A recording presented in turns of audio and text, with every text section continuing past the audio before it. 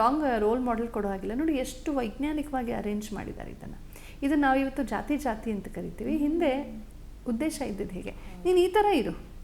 ನೋಡಿ ಇವತ್ತು ನಾವು ವನ್ಯಜನ ಟ್ರೈಬಲ್ ಪೀಪಲ್ ಅಂತ ಹೇಳಿ ಇವತ್ತಿಗೂ ಇದ್ದಾರೆ.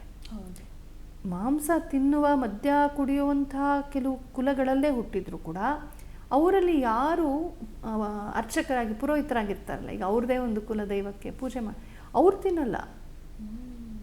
ಅವ್ರ ಕುಲದವ್ರು ಎಲ್ಲರೂ ತಿಂತಾರೆ, ಆದರೆ ಅವರು ಸ್ವತಃ ಅಲ್ಲಿ ದೇವ್ರ ಪೂಜೆ ಮಾಡೋದ್ರಿಂದ ಅವ್ರ ಕುಲದವ್ರು ಮಾತ್ರ ತಿನ್ನಲ್ಲ. ಅದೆಲ್ಲ ಉಂಟು ಇವತ್ತಿಗೂ ಕೂಡ. ಭಾಳ ಚೆನ್ನಾಗಿದೆ ಅದು ಅರೇಂಜ್ಮೆಂಟು. ಇನ್ನು ಬೇರೆ ವೃತ್ತಿಗಳು ತುಂಬ ಫ್ರೀಡಮ್ ಜಾಸ್ತಿ, ಅದಕ್ಕೆ ವೇದಾಧ್ಯಯನಕ್ಕೆ ಸ್ವಲ್ಪ ತಡೆ. ಆದರೆ ವೇದಾಧ್ಯಯನ ಇಲ್ಲ ಅಂದ ತಕ್ಷಣ ಅಧ್ಯಯನವೇ ಇಲ್ಲ ಅಂತ ಸುಳ್ಳುಗಳನ್ನು ಹೇಳ್ತಾರೆ ಬ್ರಿಟಿಷರ್ಸ್. ಹಾಗಲ್ಲ, ವೇದ ಎಲ್ಲಪ್ಪ ಒಂದು 5% 10% ಇದೇನೋ, ಇನ್ನು ಮಿಕ್ಕಿದೆಲ್ಲ ಲೌಕಿಕ ವಿದ್ಯೆಯೇ, ವೃತ್ತಿ ಶಿಕ್ಷಣ ಅಂತ ಹೆಸರು. ಅಲ್ಲಿ ಈ ಚತುಷ್ಷಷ್ಟಿ ವಿದ್ಯೆಗಳು ಬರುತ್ತೆ. ಎಲ್ಲರೂ ಚತುಷ್ಷಷ್ಟಿ ವಿದ್ಯೆಗಳನ್ನು ಪೂರ್ಣವಾಗಿ ಕಲ್ತಿದ್ರು ಅಂತ ನಾವು ಹೇಳೋಕ್ಕಾಗಲ್ಲ, ಆದರೆ ಅದೆಲ್ಲದರ ಪರಿಕಲ್ಪನೆ ಎಲ್ಲರಿಗೂ ಇತ್ತು. ನಮ್ಮ ದೇಶ ಭಾಳ ಶ್ರೀಮಂತವಾಗಿದ್ದು ಇದರಿಂದಾಗಿ, ಚತುಷ್ಷಷ್ಟಿ ವಿದ್ಯೆಗಳಿಂದಾಗಿ. ಆ ಚತುಷ್ಷಷ್ಟಿ ವಿದ್ಯೆಗಳ ಲಿಸ್ಟ್ ಇದೆ ನನ್ನ ಹತ್ರ, ಹೇಳ್ತೀನಿ. ಒಂದೊಂದನ್ನು ವಿವರಿಸ್ತಾ ಹೋದರೆ ಅದಕ್ಕೆ ತುಂಬ ಕಾಲ ಬೇಕು. ಮುಖ್ಯವಾಗಿ 64 ವಿದ್ಯೆಗಳ ಮೊದಲ ಲಿಸ್ಟ್ ನಮಗೆ ಸಿಕ್ಕೋದು ವಾತ್ಸ್ಯಾಯನನ ಕಾಮಸೂತ್ರದಲ್ಲಿ. 1ನೇ ಶತಮಾನ ಸಾಮಾನ್ಯ ಶಕ ಪೂರ್ವ ಆವಾಗಲೋ ಏನೋ ಇದ್ದಿತ್ತು ಅನಿಸುತ್ತೆ. ಅಲ್ಲಿ ನಾಗರಿಕ ಪ್ರಕರಣ ಅಂತ ಒಂದು ಬರುತ್ತೆ 4ನೇ ಅಧ್ಯಾಯದಲ್ಲಿ, ಅಲ್ಲಿ ಬರುತ್ತೆ ಇದು. ಅಷ್ಟೇ ಇತ್ತು ಅಂತಲ್ಲ, ಅದೊಂದು ಸಂಖ್ಯೆ ಒಂಥರ ಸ್ಪೆಷಲ್ ಆಗೋಗ್ಬಿಟ್ಟಿದೆ 64 ವಿದ್ಯೆ ಅಂತ.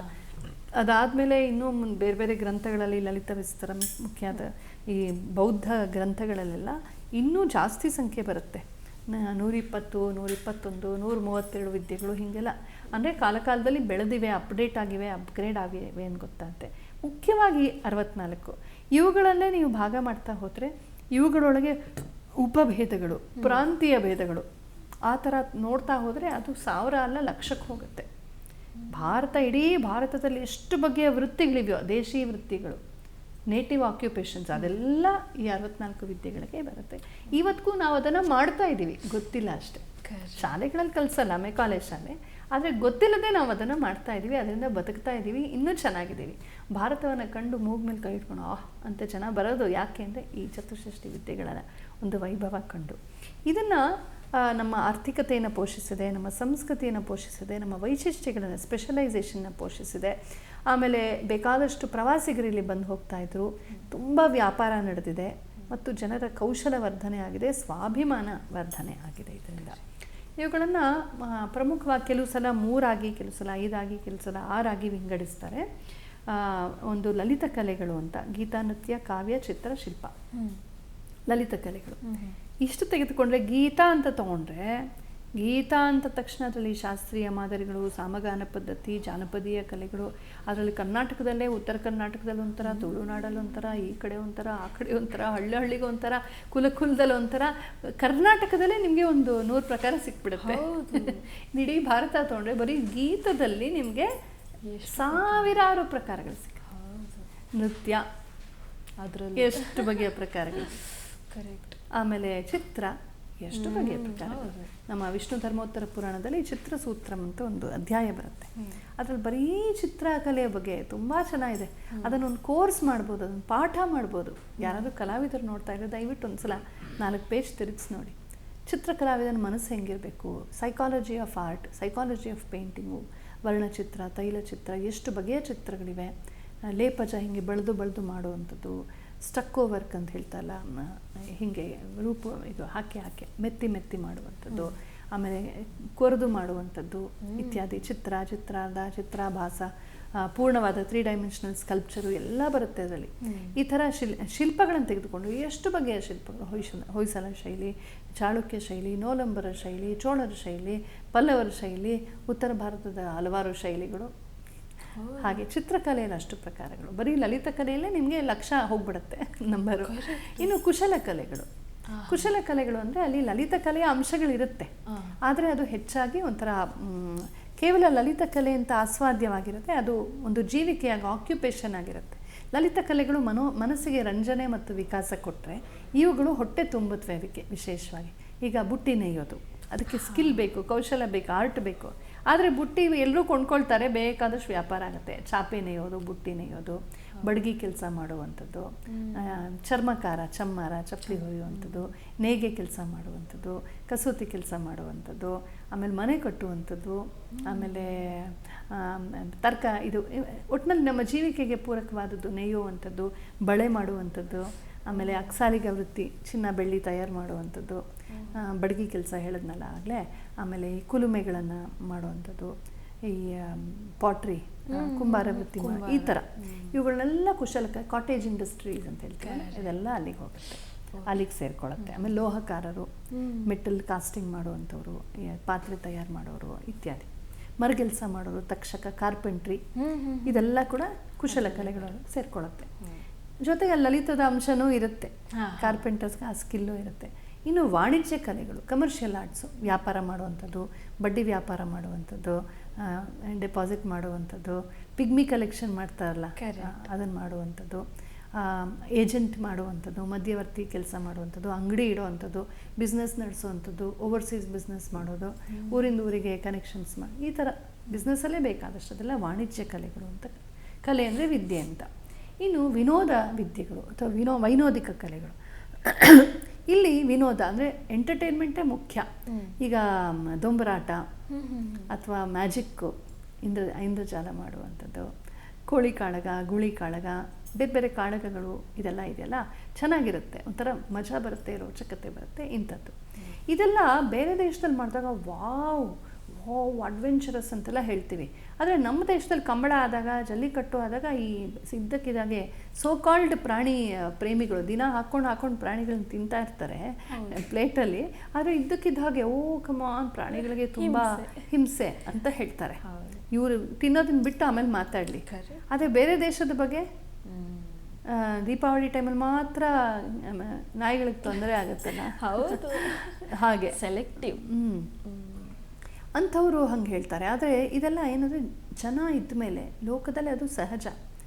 ನೀವು ಜನರನ್ನು ನೀವು ಯಾವುದೇ ಖುಷಿ ಪಡಬಾರ್ದು, ಏನು ಮಾಡಬಾರ್ದು, ಅದು ಆಗೋದಿಲ್ಲ. ಹಂಗೆ ಅವ್ರಿಗೇನೋ ರೋಚಕತೆ ಬೇಕು, ಹುಡ್ಕೊಂಡು ಹೋಗ್ತಾರೆ. ಅಲ್ಲಿ ರೆಗ್ಯುಲೇಟ್ ಮಾಡ್ಬೋದು, ತೀರಾ ವಿಪರೀತಕ್ಕೆ ಕ್ರೌರ್ಯಕ್ಕೆ ಹೋಗಬಾರ್ದು ಅಂತ ರೆಗ್ಯುಲೇಟ್ ಮಾಡ್ಬೋದೇ ಹೊರತು. ಈಗ ಹೆಂಡ ಕುಡಿಲೇಬೇಡಿ ಅಂದರೆ ಕದ್ದು ಮುಚ್ಚಿ ಕುಡಿತಾರೆ. ಅದಕ್ಕೆ ಹಿಂದೆ ಸುರಾಧ್ಯಕ್ಷ ಇರ್ತಿದ್ದ, ಒಂದು ರೆಗ್ಯುಲೇಟ್ ಮಾಡೋರು, ಇಷ್ಟೇ ಕುಡಿಬೇಕು, ಇಷ್ಟು ಪ್ರಮಾಣ, ಇದಕ್ಕಿಷ್ಟು ಕಾನ್ಸಂಟ್ರೇಷನ್ ಇರಬೇಕು, ಇಷ್ಟು ನೀರು ವಾಟ್ ಎವರ್, ನಂಗೆ ಗೊತ್ತಿಲ್ಲ ಅದ್ರ ಬಗ್ಗೆ, ಹೀಗೆ ಅಂತ ರೆಗ್ಯುಲೇಟ್ ಮಾಡೋರು. ಆ ರೆಗ್ಯುಲೇಟ್ ಮಾಡಿದಾಗ ಏನಾಗುತ್ತೆ, ಸ್ವಲ್ಪ ಹಿಡ್ತಾ ಇರುತ್ತೆ. ಹೀಗೆ ವೈನೋದಿಕ ಕಲೆಗಳು. ಇನ್ನು ವ್ಯಾಯಾಮಿಕಿ ಕಲೆಗಳು ಅಂತಲೂ ಒಂದು ವಿಭಾಗ ಇದೆ. ವ್ಯಾಯಾಮ ಅಂತಂದರೆ ಅದೇ ದೇಹಕ್ಕೆ, ಅಂದರೆ ಕ್ರೀಡೆಗಳು, ಬಗೆ ಬಗೆಯ ಔಟ್ಡೋರ್ ಗೇಮ್ಸು, ಇಂಡೋರ್ ಗೇಮ್ಸು ಇತ್ಯಾದಿ ಎಲ್ಲ ಬರುತ್ತಲ್ಲ ನಮಗೆ. ಚಿಳ್ಳಿದಾಂಡು ಇರ್ಬೋದು, ಅಥವಾ ಓಟ ಇರ್ಬೋದು, ಈಜು ಇರ್ಬೋದು, ರಥ ಓಡಿಸೋದು, ಕುದುರೆ ಓಡಿಸೋದು, ವಾಹನಗಳನ್ನು ಓಡಿಸುವಂಥದ್ದು, ಹತ್ತೋದು, ಇಳಿಯೋದು, ಮರಕೋತಿ ಆಟ, ಕಬಡ್ಡಿ ಆಡುವಂಥದ್ದು, ಬೇರೆ ಬೇರೆ ಆಟಗಳು, ಮಲ್ಲಯುದ್ಧ, ರೆಸ್ಲಿಂಗು, ವ್ಯಾಯಾಮಗಳು, ಕಸರತ್ತು ಮಾಡುವಂಥದ್ದು, ಇದೆಲ್ಲ ದೇಹಕ್ಕೆ ಫಿಸಿಕಲ್ ಟ್ರೈನಿಂಗ್, ಎಕ್ಸಸೈಸ್ ಏನಿದೆ ಅದೆಲ್ಲ ವ್ಯಾಯಾಮಕ್ಕೆ ವಿದ್ಯೆಗಳು. ಹಾಗೆ ಇಂಡೋರ್ ಗೇಮ್ಸ್ ಅದೆಲ್ಲ ವಿನೋದಕ್ಕೆ ಸೇರಿಕೊಳ್ಳುತ್ತೆ. ವಿನೋದದಲ್ಲಿ ಇನ್ನೂ ತುಂಬ ಇದೆ, ಕಾಮಶಾಸ್ತ್ರದಲ್ಲೇ ಬರುತ್ತೆ. ಅಂತಾಕ್ಷರಿ ಇವತ್ತು ಆಡ್ತೀವಲ್ಲ, ಅದು ಕಾಮಶಾಸ್ತ್ರದಲ್ಲಿದೆ. ಕಾಮಸೂತ್ರದಲ್ಲಿ ಬರುತ್ತೆ. ಪ್ರತಿಮಾಲ, ಅಂತಾಕ್ಷರಿ ಎರಡೂ ಒಂದೇ. ಇವತ್ತೆರಡು ಅಂತಾಕ್ಷರಿ ಅಂತ ಬಳಸ್ತೀವಿ. ಹಾಗೆ ಮಾನಸಿ ಕ್ರೀಡಾ ಅಂತ, ಇವತ್ತು ಜಂಬಲ್ ಅಂತ ಆಡ್ತೀವಲ್ಲ, ಅಕ್ಷರಗಳನ್ನೆಲ್ಲ ಹಿಂದೆ ಮುಂದೆ ಮಾಡಿಬಿಟ್ಟು, ಈಗ ಯಶೋಧ ಅಂದರೆ ಶೋಧಯ ಅಂತೇನೋ ಇರುತ್ತೆ, ಹಿಂದೆ ಮುಂದೆ ಮಾಡಿಬಿಟ್ಟು ಪದವನ್ನು, ಆ ಜಂಬಲ್, ಅದು ಗೂಢಾಕ್ಷರ, ಗೂಢಲಿಪಿ, ಆಮೇಲೆ ಗೂಢಭಾಷಾ ನಾವು ಮಕ್ಕಳಿದ್ದಾಗ ಮಾತಾಡ್ತಿದ್ವಿ ತಮಾಷೆಗೆಲ್ಲ, ಕಾಣಿಸೋದೇ ಇಲ್ಲ, ಕೇಳಿಸೋದಿಲ್ಲ. ಏನಂದರೆ ಭಾಷೆ, ಭಾಷೆ ಕೇಳಿದ್ಯಾ ನೀನು?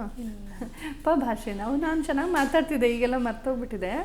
ಅಕ್ಷರಕ್ಕೂ ಸೇರಿಸೋದು ಸ್ಟಾರ್ಟಿಂಗಲ್ಲಿ. ನಾನು ನಾಳೆ ಬರುತ್ತೇನೆ, ನಾಪ ನುಪ ನಾಪ ಳೆಪ ಬಪ ರೂಪ ತೆಪ ನೆಪ. ಅದನ್ನು ಫಾಸ್ಟಾಗಿ ಹೇಳೋದು ಬೇರೆ, ಈಗ ನಂಗೆ ಆಗಲ್ಲ ಹೇಳೋಕ್ಕೆ. ಹಾಗೆ ನಾಪನುಪ ಬಪತಿಪ್ಪ ಅಂತೇನೋ ಹೇಳ್ಕೊಂಡು ಹೋಗೋದು. ನಾವಂದ್ರೆ ಒಂದು ಸೆಂಟೆನ್ಸಲ್ಲಿ ಒಂದೊಂದು ಲೆಟರ್ ಮಾತ್ರ ಹಾಗೆ ಹೇಳ್ಕೊಂಡು ಹೋಗೋದು. ಅದೇನಾಗುತ್ತೆ ಅಂದರೆ ಯಾರಿಗೆ ಭಾಷೆ ಅಭ್ಯಾಸ ಇದೆಯೋ ಅವ್ರಿಗೆ ಟಕ ಅಂತ ಅರ್ಥ ಆಗುತ್ತೆ, ಮಿಕ್ಕವ್ರಿಗೆ ಅರ್ಥ ಆಗಲ್ಲ. ಇದನ್ನು ಹಿಂದೆ ಗೂಢಚಾರಿಗಳೆಲ್ಲ ಬಳಸ್ತಿದ್ರು ಅಂತ, ಸಾರ್ವಜನಿಕ ಸ್ಥಳದಲ್ಲಿ ಅಕಸ್ಮಾತ್ ಯಾರಾದ್ರೂ ಕೇಳಿಸ್ಕೊಂಡ್ರು ಅವ್ರಿಗೆ ಅರ್ಥ ಆಗಲ್ಲ. ಹಾಗೆ ಸಭಾಷಾ, ಟ ಭಾಷಾ, ಪ ಭಾಷಾ, ಬೇರೆ ಬೇರೆ ಅಕ್ಷರ ಇಟ್ಕೊಂಡು ನಾವೇ ನಿರ್ಮಾಣ ಮಾಡ್ಕೊಳ್ಳೋದು. ಇಂಥದ್ದು ಗೂಢಭಾಷಾ, ಗೂಢಲಿಪಿ, ಪ್ರತಿಮಾಲಾ, ಬೌದ್ಧಿಕಿ ವಿನೋದಗಳು, ಈ ಥರ ತರಾವರಿ ವಿನೋದಗಳನ್ನೆಲ್ಲ ಮಾಡ್ತಾಯಿದ್ರು. ವ್ಯಾಯಾಮಿಕ ಕ್ರೀಡೆಗಳು. ಇನ್ನು ಸಂಕೀರ್ಣ ಕಲೆಗಳು ಅಂತ, ಸಂಕೀರ್ಣ ವಿದ್ಯೆಗಳು ಅಂದರೆ ಈ ಎಲ್ಲ ಮಿಕ್ಸ್ ಆಗಿರುವಂಥದ್ದು. ಈವೆಂಟ್ ಮ್ಯಾನೇಜ್ಮೆಂಟ್ ಅಂತಂತಲ್ಲ, ಈಗ ನಾಟಕ ತೆಗೆದುಕೊಂಡ್ರೆ ರಂಗಭೂಮಿ ಅಂತ ಯಾವುದನ್ನು ರೂಪಕ ಅಂತ ಕಲೆ ಅಂತ ಹೇಳ್ತಾರೆ. ಅದರಲ್ಲಿ ತರಾವರಿ ನೆನ್ನೆ ಹೇಳಿದ್ನ ಗೊತ್ತಿಲ್ಲ, ರೂಪಕದಲ್ಲಿ ದಶರೂಪಕಗಳು ಅಂತ 10 ಬಗೆಯ ವೀಥಿ ಅಂದರೆ ಬೀದಿ ನಾಟಕ, ಪ್ರಕರಣ, ಹಗರಣ ಅಂತ ಹೇಳ್ತೀವಲ್ಲ, ಪ್ರಕರಣ, ಅದೊಂದು ಬಗೆಯ ಒಂದು ಎಪಿಸೋಡ್ ತೊಗೊಂಡು ಮಾಡುವಂಥದ್ದು. ನಾಟಕ ತುಂಬ ಅಂಕಗಳು, ತುಂಬ ಕ್ಯಾರೆಕ್ಟರ್ಸು, ನವರಸಗಳು ಬಂದು ಹೋಗೋ ಒಂದು ದೊಡ್ಡ ಸುದೀರ್ಘವಾದಂಥ ಒಂದು ರೂಪಕ, ಅದಕ್ಕೆ ನಾಟಕ ಅಂತ ಹೆಸರು. ಹೀಗೆ ಬರೀ ನಾಟಕ ಅಂತ ಬಳಸ್ತೀವಿ, ಚಿಕ್ಕ ನಾಟಕ ದೊಡ್ಡ ನಾಟಕ ಇಲ್ಲ. ದೊಡ್ಡದಾಗಿದ್ದರೆ ಮಾತ್ರ ಅದಕ್ಕೆ ನಾಟಕ ಅಂತ ಹೆಸರು, ಚಿಕ್ಕದಾಗಿದ್ದರೆ ಅದಕ್ಕೆ ಬೇರೆ ಥರ ಹೆಸರು, ಪ್ರಹಸನ, ಡಿಮ ಅಂತೆಲ್ಲ ಹೆಸರಿದೆ, ವ್ಯಾಯೋಗ ಅಂತೆಲ್ಲ. ಇದೊಂಥರ ಸಂಕೀರ್ಣ ಕಲೆ. ಯಾಕೆಂದರೆ ಇದರಲ್ಲಿ ಸಂಗೀತ ಬರುತ್ತೆ, ನೃತ್ಯ, BGM ಬ್ಯಾಕ್ಗ್ರೌಂಡ್ ಮ್ಯೂಸಿಕ್ ಇರುತ್ತೆ, ನೃತ್ಯ, ಸಂಗೀತ, ಆಮೇಲೆ ಸ್ಟೇಜ್ ಸೆಟ್ಟಿಂಗ್ ಇರುತ್ತೆ, ಕಾಸ್ಟ್ಯೂಮ್ ಮೇಕಿಂಗ್ ಇರುತ್ತೆ, ಜ್ಯುವೆಲ್ರಿ ಮೇಕಿಂಗ್ ಇರುತ್ತೆ, ಲೈಟ್ಸ್ ಹಾಕೋದಿರುತ್ತೆ, ಜನರಲ್ ಮ್ಯಾನೇಜ್ ಮಾಡೋದಿರುತ್ತೆ, ಅಲ್ಲೆಲ್ಲ ಗ್ಯಾಲರಿ ಎಲ್ಲ ಬಂದವ್ರನ್ನ ಕೂಡಿಸೋದು ಮಾಡಿಸೋದು ಅದೆಲ್ಲ ಇರುತ್ತೆ, ಟಿಕೆಟ್ ಕಲೆಕ್ಷನ್ ಇರುತ್ತೆ, ಎಲ್ಲ ಇರ್ತಿತ್ತು ಹಿಂದೆ. ಅದೆಲ್ಲ ಮಾಡಬೇಕಲ್ಲ. ಸೊ ಅದು ತುಂಬ ಜನ ವಾಹಕರು ಬೇಕು, ಕ್ಲೀನ್ ಮಾಡೋರು ಬೇಕು, ಸೇವಕರು ಬೇಕು, ಸ್ಪಾನ್ಸರ್ ಮಾಡೋರು ಬೇಕು, ಹೀಗೆ ತುಂಬ ವಿಚಾರಗಳು. ಒಂದು ಫಿಲ್ಮ್ ಇಂಡಸ್ಟ್ರಿ ಥರ ಇಷ್ಟು ಸೇರಿಕೊಂಡಿದೆ, ಅದಕ್ಕೆ ಸಂಕೀರ್ಣ ಕಲೆ ಅಂತ ಹೇಳೋರು. ಹಾಗೆ ದೇವಸ್ಥಾನ ಕಟ್ಟೋದು ಅಂತ ಹೇಳಿದಾಗ ಕಾಂಟ್ರಾಕ್ಟ್ ಕೊಟ್ಟರೆ ಬರೀ ಇಂಜಿನಿಯರ್ಸಿಂದ ಆಗೋದಿಲ್ಲ. ಕೂಲಿಗಳು ಬೇಕು, ಶಿಲ್ಪಿಗಳು ಬೇಕು, ಲೋಹಕಾರರು ಬೇಕು. ಈಗ ಅಲ್ಲಿ ಕಬ್ಬಿಣ, ಕಂಬಿ ಗಿಬ್ಬಿ ಎಲ್ಲ ತಂದು ಕೊಡ್ತಲ್ಲ, ಕಂಬಿ ಕತ್ತರಿಸೋರೇ ಬೇರೆ ಇರ್ತಾರೆ, ಕಲ್ಲು ಕತ್ತರಿಸೋರೇ ಬೇರೆ ಇರ್ತಾರೆ, ಲೋಹದ ಕೆಲಸ ಮಾಡೋರೇ ಬೇರೆ ಇರ್ತಾರೆ, ಸಿಮೆಂಟ್ ಮೌಲ್ಡಿಂಗ್ ಮಾಡೋರೇ ಬೇರೆ ಇರ್ತಾರೆ. ಇವಾಗೆಲ್ಲ ಇರೋ ಥರನೇ ಆವಾಗಲೂ ಕೂಡ. ಸೊ ಹಾಗಾಗಿ ಎಲ್ಲರ ಒಂದು ಟೀಮ್ ವರ್ಕ್ ಅದು. 10 ವಿದ್ಯೆಗಳನ್ನು ಸೇರಿಸ್ಕೊಂಡು ಮಾಡೋ ಒಂದು ಇದನ್ನು ಸಂಕೀರ್ಣ ಕಲಾ ಅಂತ ಕರೆಯೋರು. ಹೀಗೆಲ್ಲ ನಾವು ನೋಡ್ತೀವಿ ಸಾಕಷ್ಟು. ಇವುಗಳ ಪೈಕಿ ದೊಡ್ಡ ಪಟ್ಟಿನೇ ಇದೆ, ನಾನು ಸುಮ್ಮನೆ ಹಾಗೆ ಓದ್ಕೊಂಡು ಹೋಗ್ತೀನಿ. ತುಂಬ ವಿವರಕ್ಕೆ ಹೋಗೋದಕ್ಕೆ ಸಮಯ ತುಂಬ ಬೇಕಾಗುತ್ತೆ. ಮತ್ತು ನಾನಾಗಲೇ ಹೇಳ್ದಂಗೆ ಇದು ಒಂದೊಂದರಲ್ಲೂ ಕೂಡ ನಿಮಗೆ ಪ್ರಾದೇಶಿಕ ಭೇದಗಳಿದೆ. ಒಡಿಸ್ಸಾಗೆ ಹೋದರೆ ಅಲ್ಲೇ ಒಂದಷ್ಟು ಭೇದಗಳು, ಆ ಒಡಿಸ್ಸಾ ಜಿಲ್ಲೆಗೆ ಭೇದ, ಗ್ರಾಮಕ್ಕೆ ಭೇದ, ಕಾಶ್ಮೀರಕ್ಕೆ ಹೋದರೆ ಅಲ್ಲೇ ಭೇದಗಳು, ಗುಜರಾತ್ಗೆ ಹೋದರೆ ಅಲ್ಲೇ ಪ್ರಭೇದಗಳು, ಹೀಗೆ. ಹಾಗಾಗಿ ಪ್ರತಿಯೊಂದಕ್ಕೂ ಕೂಡ ಎಷ್ಟೋ ಪರಂಪರೆ ಇದೆ, ಎಷ್ಟೋ ವಿಧಾನಗಳಿದೆ. ನೇಯ್ಗೆ ಅಂತ ತೆಗೆದುಕೊಂಡ್ರೆ ಇವತ್ತೇ ಎಷ್ಟು ಥರ ವೀವ್ಸ್, ಇಂಡಿಯನ್ ವೀವ್ಸ್, ಎಷ್ಟು ಬಗೆಯ ನೇಯ್ಗೆಗಳಿವೆ. ಕರ್ನಾಟಕದೊಳಗೆ ಇಳಿಕಲ್ ಸೀರೆ ಇದೆ, ಉಡುಪಿ ಕಡೆ ಸೀರೆ ಇದೆ, ಈ ಕಡೆ ಸೀರೆ ಇದೆ, ನಮ್ಮ ಬೆಂಗಳೂರು ಕಡೆ ಇದೆ, ಮೈಸೂರು ಸಿಲ್ಕ್ ಇದೆ, ಎಷ್ಟೊಂದಿದೆ, ಮೊಳಕಾಲ್ಮೂರು ಸೀರೆ ಇದೆ, ಎಷ್ಟೊಂದು ಬಗೆಯ ಇದೆ, ಎಷ್ಟು ಬಗೆಯ ಈ ಕಣಗಳು, ಗುಡ್ಡದ ಕಣ ಅಂತ ಹೇಳ್ತಾರಲ್ಲ, ಬ್ಲೌಸ್ ಪೀಸೇ ಅದು ತುಂಬ GI ಟ್ಯಾಗೆಲ್ಲ ಇದೆ ಅದಕ್ಕೆ. ಹೀಗೆ ತಿನಿಸುಗಳನ್ನು ತೆಗೆದುಕೊಂಡ್ರೆ ಎಷ್ಟು ಥರ, ಒಂದು ಒಬ್ಬಟ್ಟನ್ನ ಎಷ್ಟು ಥರ ಮಾಡ್ತೀವಿ, ಅನ್ನಗಳನ್ನು ಎಷ್ಟು ಥರ ಮಾಡ್ತೀವಿ, ಹೀಗೆ ಪಾಕಕಲೆ ಕೂಡ ಇದೆ ಇದರಲ್ಲಿ. ಅದು ವೈಜ್ಞಾನಿಕ ಕಲೆಗೆ ಸೇರ್ಕೊಳುತ್ತೆ. ಅದು ಮತ್ತೆ ಹೇಳೋಕ್ಕೆ ಕೃಷಿ ಮತ್ತು ಪಾಕಕಲೆ, ಆಯುರ್ವೇದ, ಇದೆಲ್ಲ ವೈಜ್ಞಾನಿಕ ಕಲೆಗಳು ಅಂತ. ಈಗ ಸುಮ್ಮನೆ ಆ ಲಿಸ್ಟ್ ಏನಿದೆಯೋ ಹಾಗೆ ಓದ್ಕೊಂಡು ಹೋಗ್ತೀನಿ. ನಾನಿಲ್ಲಿ ವಿಶೇಷವಾಗಿ ಸ್ಮರಿಸಬೇಕಾದಂಥವ್ರು ನನ್ನ ಗುರುಗಳಾದ ಡಾಕ್ಟರ್ TS ಸತ್ಯವತಿ ಅವರನ್ನು. ಅವರು ಭಾರತೀಯ ವಿದ್ಯಾಭವನದ ವತಿಯಿಂದ ಚತುಷ್ಷಷ್ಟಿ ಕಲೆಗಳು ಅಂತ ಒಂದು ಗ್ರಂಥ ರಚನೆ ಮಾಡಿದ್ದಾರೆ, ಚಿಕ್ಕ ಗ್ರಂಥ. ತುಂಬ ಚೆನ್ನಾಗಿದೆ. ಎಲ್ಲದರ ಬಗ್ಗೆ ನಾನಿವಾಗ ಏನೇನು ಹೇಳ್ತಿದ್ದೀನೋ ಅದರ ಆಧಾರವಾಗಿ ಸ್ವಲ್ಪ ಬೇರೆ ಮೂಲಗಳಿಂದ ಸೇರಿಸ್ಕೊಂಡು ಹೇಳ್ತಾ ಇದ್ದೀನಿ. ಅಲ್ಲಿ ಶ್ರೀಕಾಂತ್ ಶ್ರೀಧರ್ ಅನ್ನೋರು ಒಬ್ಬರು ಒಂದು ಪಟ್ಟಿಯೇ ಕೊಟ್ಟಿದ್ದಾರೆ ಚತುಷ್ಷಷ್ಟಿ ವಿದ್ಯೆಗಳನ್ನು, ಅದನ್ನು ಅವರು ಬರೆದಿದ್ದಾರೆ. ಅಲ್ಲಿಂದ ಆಧರಿಸ್ಕೊಂಡು ನಾನು ಹೇಳ್ತಾ ಇದ್ದೀನಿ. ಟಿವಿ ವಿಕ್ರಮ, ದೇಶ ನಿಮ್ಮ ಕೈಯಲ್ಲಿ. ಈ ಕಾರ್ಯಕ್ರಮ ನಿಮಗೆ ಇಷ್ಟ ಆಗಿದ್ದಲ್ಲಿ ಲೈಕ್, ಶೇರ್ ಹಾಗೂ ಕಮೆಂಟ್ ಮಾಡಿ. ಟಿವಿ ವಿಕ್ರಮದ ಕಾರ್ಯಕ್ರಮಗಳನ್ನು ನಿರಂತರವಾಗಿ ವೀಕ್ಷಿಸಲು ಸಬ್ಸ್ಕ್ರೈಬ್ ಮಾಡಿ, ಬೆಲ್ ಐಕನ್ ಒತ್ತಿ.